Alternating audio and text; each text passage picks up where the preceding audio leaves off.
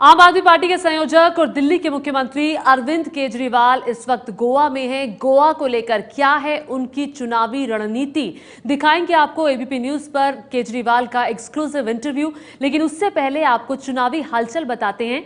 5 राज्यों में चुनावी बिगुल बजा हुआ है। यूपी समेत पंजाब, गोवा, उत्तराखंड, मणिपुर में सभी पार्टियां दमखम लगाए हुए हैं। सबसे पहले चुनावी हलचल पर नजर डाल लेते हैं कि किस तरह से धुआंधार प्रचार करने में पार्टियां जुटी हुई हैं। उधर पहले यूपी की बात करते हैं, जहां मुलायम सिंह यादव के परिवार में कलह जारी है। अब से कुछ ही देर में बैठक शुरू होने वाली है मुलायम सिंह यादव के दिल्ली घर पर, जहां पर शिवपाल सिंह यादव मौजूद रहेंगे, अमर सिंह भी मौजूद रहेंगे। थोड़ी ही देर में अमर और शिवपाल के साथ ये बड़ी बैठक करने जा रहे हैं मुलायम सिंह यादव, और बड़ा फैसला भी होगा। रामगोपाल यादव कह चुके हैं कि अखिलेश को अध्यक्ष मानने पर ही समझौता संभव है।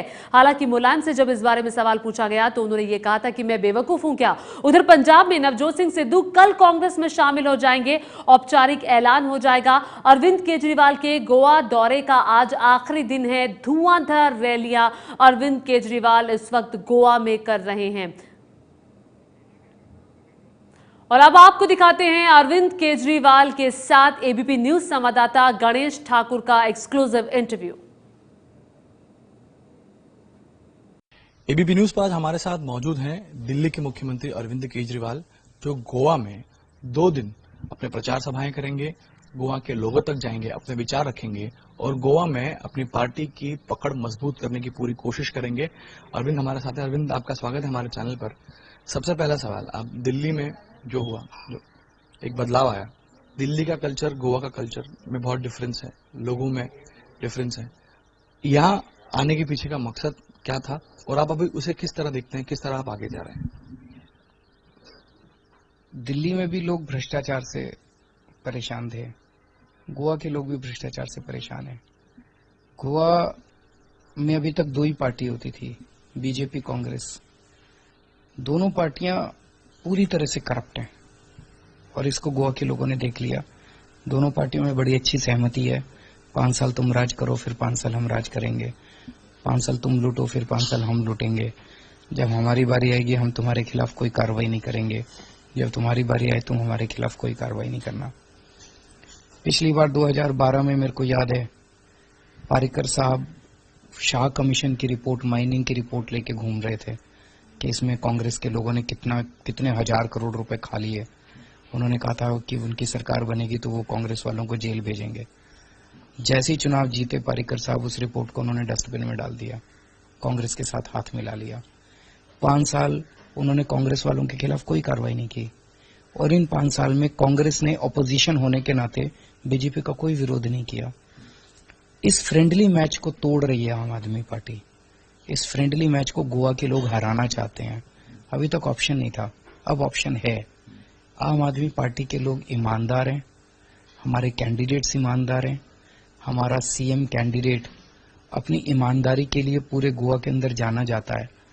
बीजेपी के और कांग्रेस के नेता भ्रष्ट हैं, उन्होंने गोवा को लूटा बुरी तरह से। आम आदमी पार्टी की 2 साल दिल्ली में सरकार चली, बेहद ईमानदारी के साथ चली, खूब ईमानदारी से पैसा बचाया सरकार का, खूब काम किया। अब गोवा के लोग चेंज चाहते हैं और आम आदमी पार्टी में वो चेंज देख रहे हैं। गोवा के मुख्यमंत्री लक्ष्मीकांत पार्सेकर कहते हैं कि आम आदमी पार्टी हमारे लिए कोई चैलेंज है ही नहीं। वो कहते हैं उनका खाता भी नहीं खुलेगा। सिर्फ पोस्टरबाजी करने से, रैलियां करने से, लोगों को इकट्ठा करने से कोई चुनाव नहीं जीतता। उनको कहने दीजिए, गोवा के लोग तो चेंज चाहते हैं। गोवा के लोगों को आम आदमी पार्टी में चेंज दिखाई दे रहा है, गोवा के लोग करेंगे। ये जो पूरा एक गणित बना है इस बार, क्योंकि एमजीपी अलग हो गई है, वेलिंगर जी ने अपना एक पक्ष निकाला है, तमाम लोग बीजेपी के खिलाफ हैं। आम आदमी क्या इससे अलग होकर एक अपनी राजनीति यहां कर रही है जिससे लोगों को या उनको फायदा हो सके? देखिए, मैं बस लोगों को ये कहना चाहता हूं कि बीजेपी बुरी तरह से शैम्बल्स में है, कांग्रेस बुरी तरह से शैम्बल्स में है, आम आदमी पार्टी जीत रही है। अपने वोट को बंटने मत देना। अगर आपका वोट बंट गया तो कभी बीजेपी दोबारा ना जीत जाए। सारे इकट्ठे हो जाओ, कांग्रेस कहीं नहीं है। अपने वोट को अगर बंट गया तो बीजेपी फिर से जीत जाएगी। इसका फायदा गलत ताकतों को होगा, सब लोग इकट्ठे होकर इस बार झाड़ू के ऊपर मोहर लगाओ। आप भ्रष्टाचार एक बहुत बड़ा मुद्दा लेकर यहाँ आए हैं और नोटबंदी भी एक मुद्दा है। आप कह रहे हैं कि नोटबंदी, आप अपनी सभाओं के जरिए भी लोगों तक वो मुद्दा पहुंचा रहे हैं। बीजेपी का कहना है कि नोटबंदी की वजह से उन्हें बीजेपी में गोवा में फायदा होगा। वो तो जनता बताएगी अब फायदा होगा कि नुकसान होगा। बीजेपी के लोग अंदर प्राइवेट में खुद कह रहे हैं कि मोदी जी ने बिल्कुल बर्बाद कर दिया सब कुछ। सारा अभी पीक सीजन है गोवा का, सारे होटल खाली पड़े हैं, कोई टूरिस्ट दिखाई नहीं दे रहा, सबका व्यापार बंद हो गया, सारे व्यापारी शॉप्स बंद हो गए, होटल बंद हो गए। आप कह रहे हो कि फायदा होगा? एल्विस गोम्स को लेकर तमाम तरह के आरोप लग रहे हैं। जो बीजेपी इसे एक राजनीति है, उसे एक चुनावी मुद्दा बना रही है। जो हाउसिंग स्कैम का मुद्दा आया, वो कह रहे हैं कि केजरीवाल एक तरफ भ्रष्टाचार के विरुद्ध बात करते हैं और जिन पर भ्रष्टाचार के आरोप लगे हैं उन्हीं को उन्होंने सीएम कैंडिडेट बनाया है। एल्विस गोम्स ने 20 साल नौकरी की, सारे गोवा के लोग उनको जानते हैं। कल मैं वास्को गया था, वास्को के लोग बता रहे थे जी यहाँ पे वो चीफ म्युनिसिपल ऑफिसर थे और जनता उनसे प्यार करती थी, जनता उनकी इज्जत करती है। 20 साल में एक भी भ्रष्टाचार का आरोप नहीं लगा, एक भी कंप्लेन नहीं आई एल्विस गोम्स के खिलाफ। जिस दिन एल्विस गोम्स ने डिसाइड किया कि मैं वॉलंटरी रिटायरमेंट लेके आम आदमी पार्टी ज्वाइन करूंगा और उन्होंने वॉलंटरी रिटायरमेंट के लिए अप्लाई किया, उस दिन उनके खिलाफ एफआईआर दर्ज करा दी इन्होंने। जिस दिन एल्विस गोम्स को सीएम कैंडिडेट डिक्लेयर किया, उसके 2 दिन बाद उन्होंने एंटी करप्शन ब्रांच ने उनको सम्मन कर लिया और अब उनको गिरफ्तार करने की तैयारी चल रही है। तो ये तो पॉलिटिकल वेंडेटा है। आपका भी एनालिसिस होगा, आपकी टीम का एनालिसिस होगा। आम आदमी पार्टी आज की स्थिति में अपने आप को कहां देख रही है? अगर आंकड़ों की बात करें तो कहां तक आप, क्योंकि बीजेपी खुद कह रही है कि 18 से 30 तक वो पहुंचेंगे। बीजेपी वाले बहुत स्ट्रांग अंडर करंट है। अभी मैं कल से आया हूं, मैंने लोगों से बात की।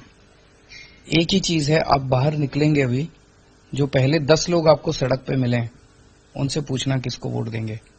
10 में से 6 से 7 लोग कहेंगे कि आम आदमी पार्टी को वोट देंगे। तो आपका एनालिसिस कुछ तो फिगर आपने एस्टिमेट किया होगा, या दिल्ली उस का रिकॉर्ड टूटेगा।